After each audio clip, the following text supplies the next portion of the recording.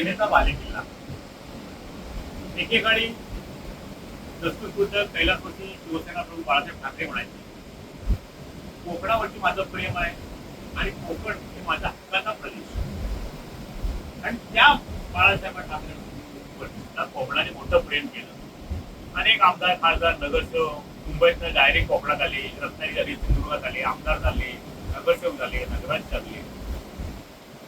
पण हे सारं होतं साधारण 2022 पर्यंत। 2022 ला शिवसेनेमध्ये दुबळी पडली आणि त्यानंतर एकनाथ शिंदेने आपला वेगळा गट स्थापन करून वेगळी सेना स्थापन केली आणि उद्धव ठाकरे सेना आणि शिंदे सेना अशा दोन सेना या कोकणामध्ये तयार झाल्या। वाटलं होतं की मातोश्रीवर निघालेले आदेश स्थिर सावधते असतात, पाळले पाहिजे, आदेशाची अंमलबजावणी झाली पाहिजे। पण जे आदेश गेल्या काही वर्षांना आपण विचार केला 2-3 वर्षांना तर इथे सगळं कोकण जवळपास शिवसेनेचे माजी खासदार विनायक राऊत पक्षीय सचिव आहेत त्यांच्या मार्फतच यायचे आणि त्याची अंमलबजावणी व्हायची। पण आता नेमकं असं काय झालंय की शिवसेनेला गळती लागली उद्धव ठाकरे सेनेला आणि एकनाथ शिंदेच्या सेनेकडे बराचसा कल दिसतोय, कार्यकर्त्यांचा असेल, नेत्यांचा असेल आणि लोकांचा सुद्धा। पहिला कारणीभूत कोण? मध्यंतरी विधान परिषद निवडणुकीत उद्धव ठाकरे सेनेचे उमेदवार बाळ माने यांनी चक्क माघार घेतली आणि अनिकेत तटकरे विधान परिषदेने बिनविरोध केले।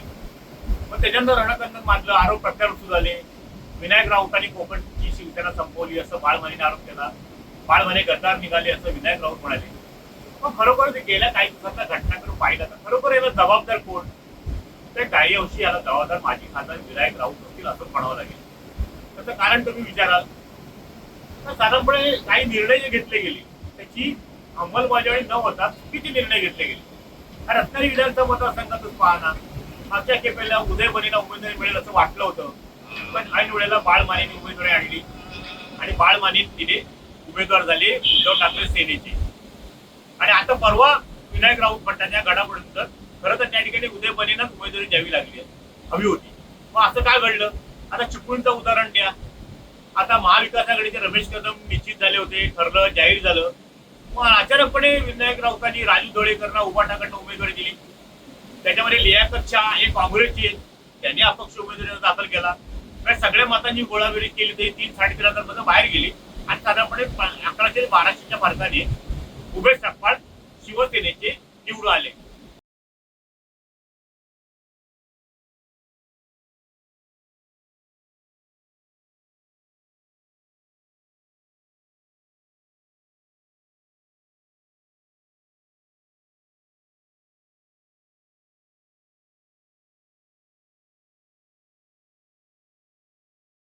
सेना आता ही जवळपास त्या सेनेला आता गळती लागले, घरघर लागले।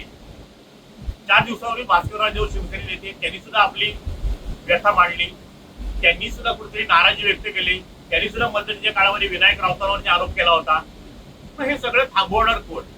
खरोखरच मातोश्रीवरून आदेश येतात का? आता बाळ मानेंना उमेदवारी मागे घेण्यासाठी खरोखरच मातोश्रीवरून किंवा त्या संबंधित कोणी व्यक्तीने त्यांना मागे घ्यायला लावलं का? उमेदवारी सुद्धा त्या व्यक्तीने दिली का? असे सगळे जडतरचे प्रश्न ह्या निवेदनाचा उपस्थित होत आहेत। पण एकंदरीत जो सारासार विचार केला तर शिवसेना प्रमुख कैलासवासी बाळासाहेब ठाकरेंचा अभिप्रेत शिवसेना ज्यांनी कोकणावरती अधिराज्य केलं तीच शिवसेना आता शिवसेनेतल्या उद्धव ठाकरे सेनेतल्या नेत्यांच्या बंडाळीमुळे मात्र आता नेस्तनाबूत व्हायला लागले असंच म्हणावं लागेल। पण शेवटी उत्तर आहे त्याला जबाबदार कोण? या जबाबदार नेतेच असं सामान्य कार्यकर्त्यांना वाटतं। काय डिले करता?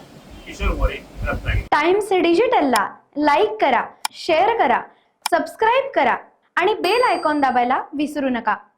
Times digital.